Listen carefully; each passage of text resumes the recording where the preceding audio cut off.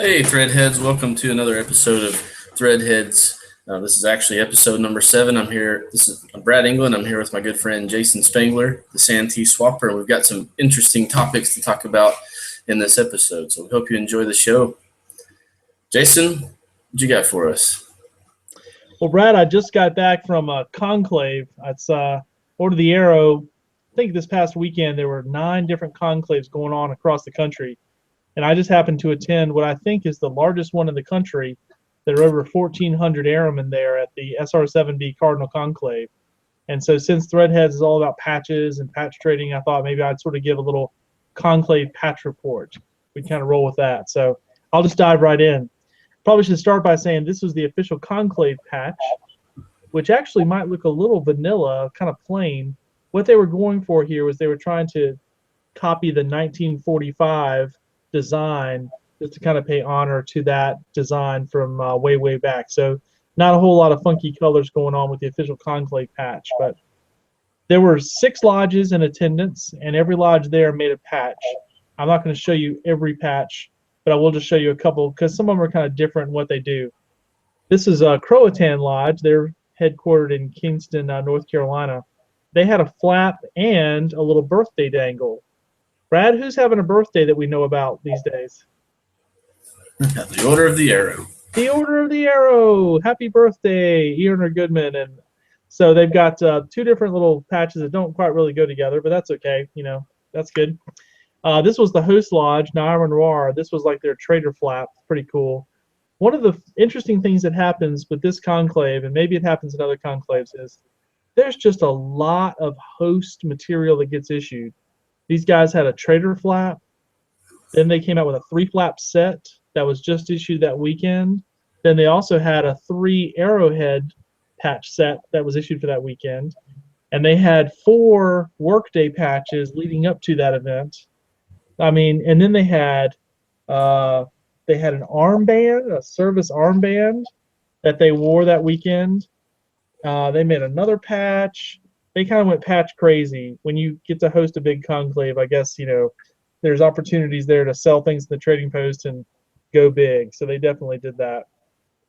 Just showing you a couple of others. Here's a lodge in headquartered in Greensboro, Soyotsu Sagali. They're one of those lodges that does different border colors. So the green was the trader and the blue was the delegate. And I'm not sure if the color will show up too good here, but one of them's green, one's blue. So you had to kind of chase down that delegate, which is something we'll talk about in a second. Another cool thing I want to show you they do, a little tradition they have, is the section actually likes to have a fundraising patch. And so starting about 5 years ago, they started doing this. They call this the Mighty Cardinal patch, Cardinal Conclave, get it? And this one you can pre-order. So the design is different every year. So this was the pre-order Mighty Cardinal patch. And then at the actual conclave, they have a Mighty Cardinal flap that they sell.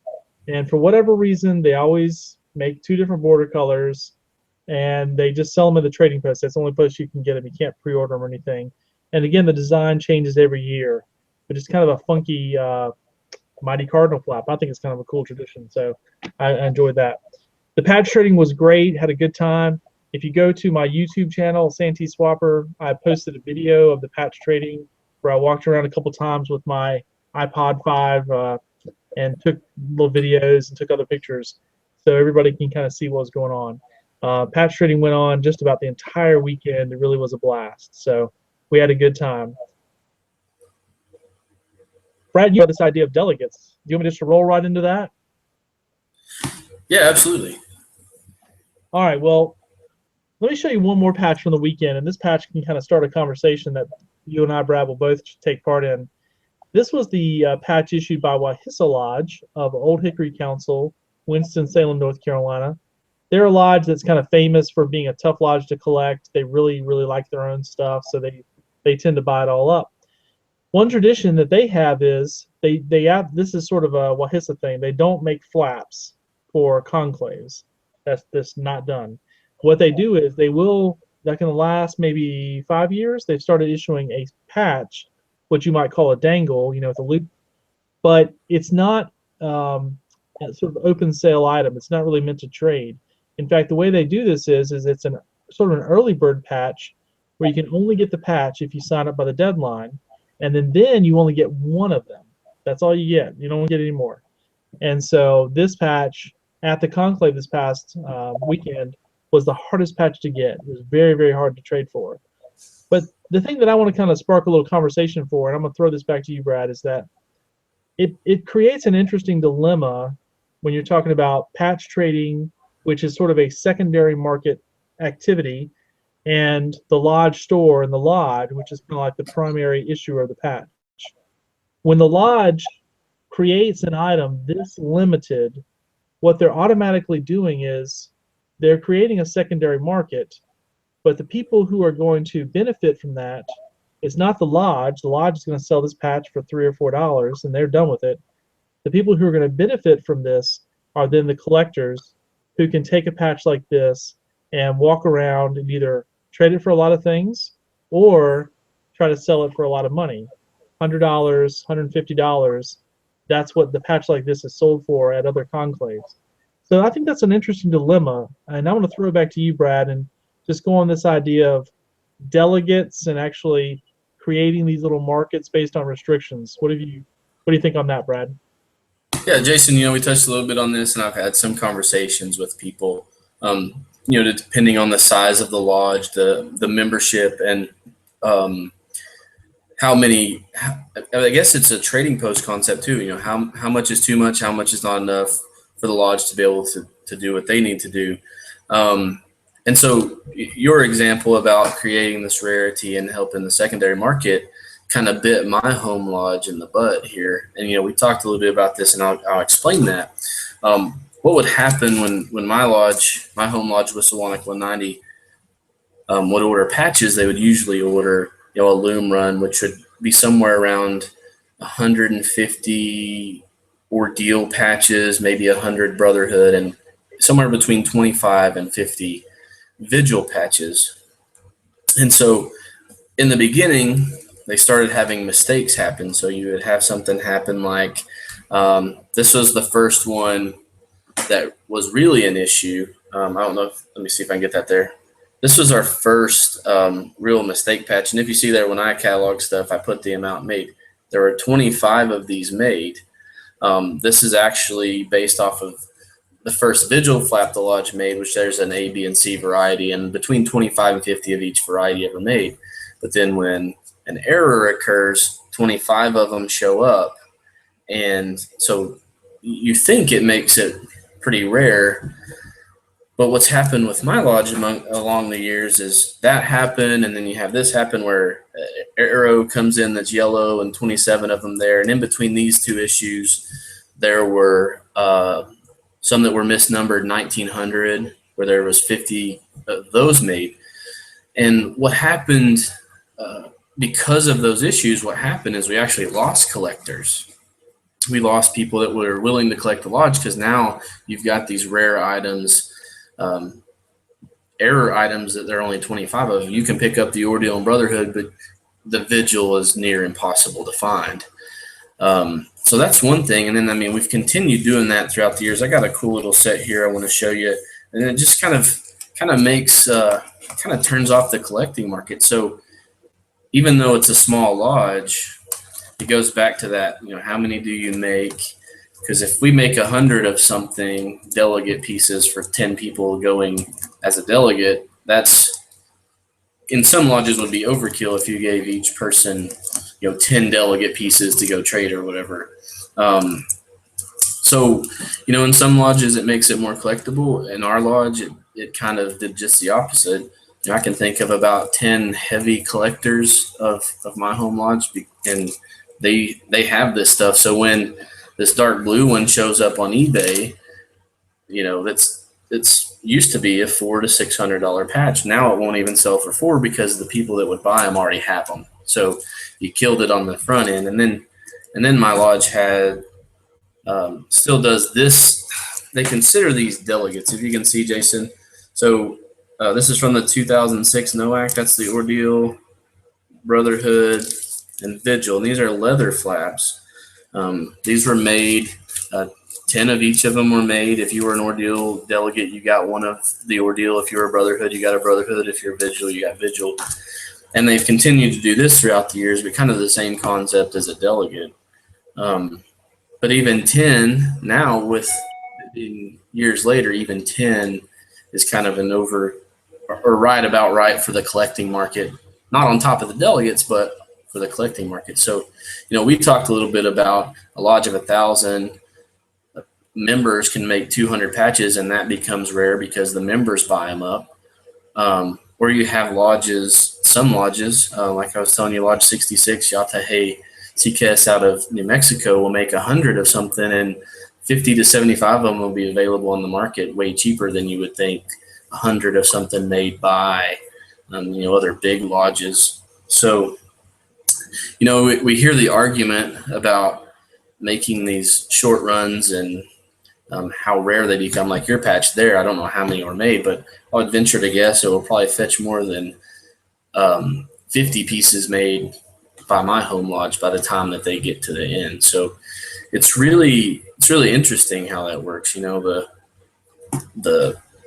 what makes something so rare in the market. So if there's a secondary market for the patch you've got, if there were 500 and made, that 500 piece run could be more valuable than a 25 to 50 piece run from my lodge. So it's really one of those toss-ups. You hear the argument about it, but just never know, depending on the lodge who collects it. And really, it's you hear people say all the time about selling things, it's about the demand, and that's really where we're getting with patches.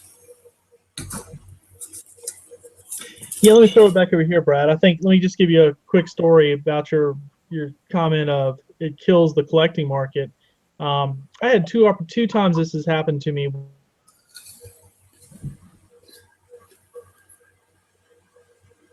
where I was all of not being able to get those new issues, and it turned me off of trying to expand my collection and go into new items.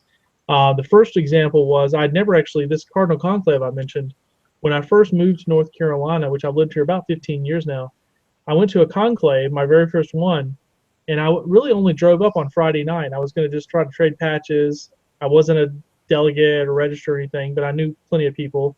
And I was just going to try to go in and trade for the items that were issued that weekend. That was kind of my goal. But in going up there and trading on Friday night, because of these restrictions and things like that, I literally was not able to even get the items from that weekend. And so coming home, I felt very discouraged and kind of put aside the idea of collecting these other North Carolina lodges because, if I couldn't even get those patches that weekend, what hope was there to even worry about getting their older stuff? Now, since then, I have assembled a good collection of those, but it was very discouraging at the time, and I put it on the shelf for a long time. The other example I want to share is that about 3 or 4 years ago at my Dixie Fellowship, which is the conclave for SR5, like South Carolina, a little bit of Western North Carolina, Georgia, I would again trying to collect White Lodge 86, and those guys had basically decided they weren't going to trade them, and the only way I could have got to buy it for like $60 or $75 from some 16-year-old kid, and I just drew the line. I just wasn't going to do it. I wasn't going to. I mean, I had plenty of patches to trade, but nobody would trade, and so I just decided that's it. I'm not going to keep chasing all this brand new stuff that people are just jerking me around on, and I pretty much came up with a line in the sand and said, okay, of my collection, everything after about 1992, 1993, I'm not going to try to keep anymore. I'm just going to sell it all off, and I did that. So now my collection of those lodges is pretty much all the early stuff, which I think is really the good stuff, and the stuff from the last 10 or 15 years I don't have, and I don't lose any sleep over it, but it was because of all these crazy restrictions. So I'm going to give you the last word on that, and then we're going to start up with the mailbag. Yeah, that's a good point. I think there's a lot of people that do that with lodges and stuff. I mean, I collect everything from Region 9, and I've actually Oklahoma, Texas, New Mexico, and then also collect Arkansas because they're in our section now. And I've had a few lodges. Micanakwa 101 is a big one that they create a ton of activity patches. So I had to kind of do the same thing with them, draw the line on trying to collect all those activity patches for a couple of reasons. One, because they make a ton of them, and two, because some of them aren't distinctly marked, and you just have to guess at that being a lodge issue. So there are several of those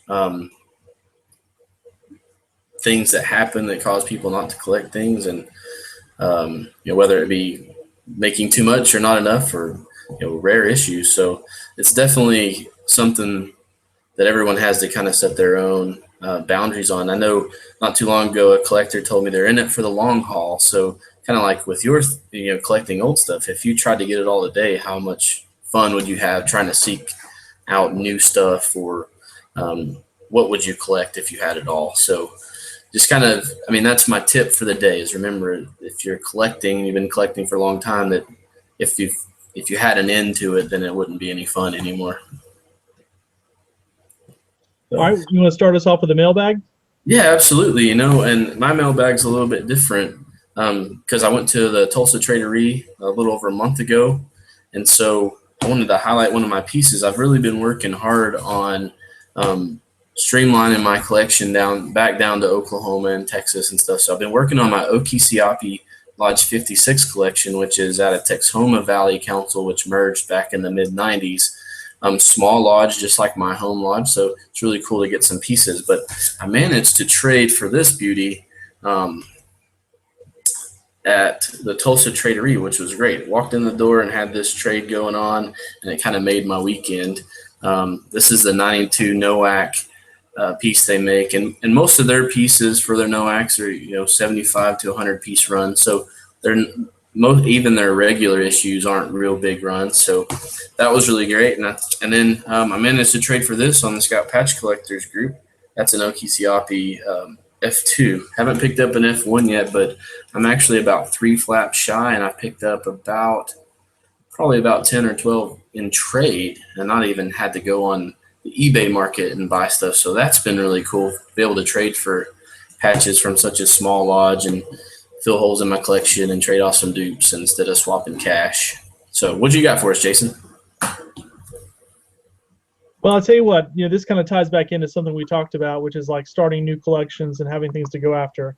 And we probably could do a whole new show, which maybe we will, since we're back in the driver's seat again, doing these shows about collecting vintage stuff, and starting new collections, things like that.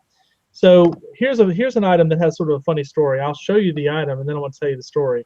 So this is my my proudest addition to my collection, little bling bling here. This is an Air Scout Ace medal, and it came to me in a very strange way. I'll tell you this story, share this.